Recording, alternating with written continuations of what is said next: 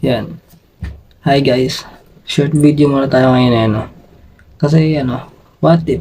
Hindi, napaisip lang ako na panoorin tong video na to after 5 years. So, bakit ko nga ba ito ginagawa?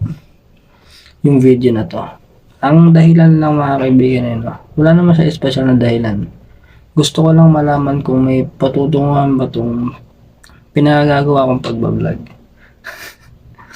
Ginagawa ko lang kung ano yung nagpapasaya sa akin siyempre. Gusto ko mapanood to after 5 years kasi gusto kong malaman, makita yung sarili ko noon at sa buhay ko ngayong 5 years na to. Gusto kong makita yung sarili ko. Yun lang.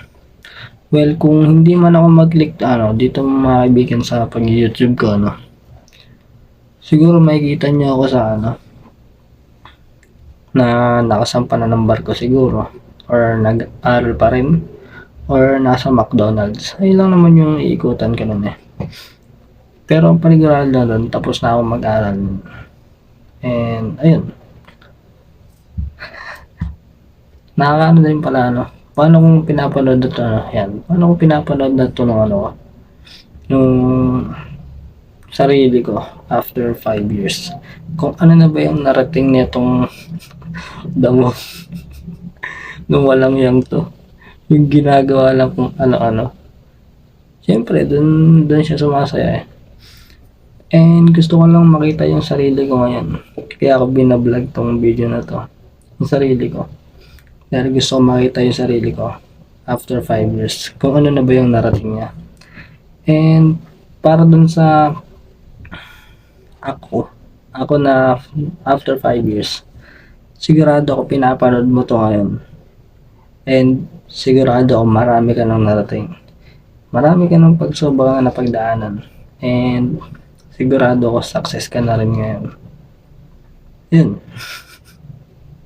And alam ko, yung 5 years na to, habang pinapanood ito ng future me ko ngayon, nakangiti yan panigurado. Nakangiti yan dahil sobrang thankful niyan dahil pinagpatuloy mo yan. And gusto ko lang sabihin sa'yo na nasa tamang landas ka. And gusto ko habang pinapanood mo to future me, future na ako, gusto ko nakangiti ka. Walang pinagbago sa'yo. Ayun. So ayun lang yung purpose ng mga kaibigan na mapanood ka ng future na ako.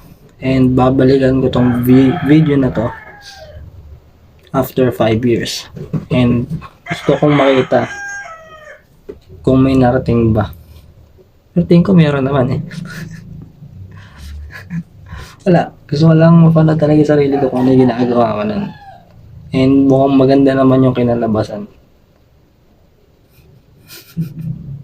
Yan. Okay.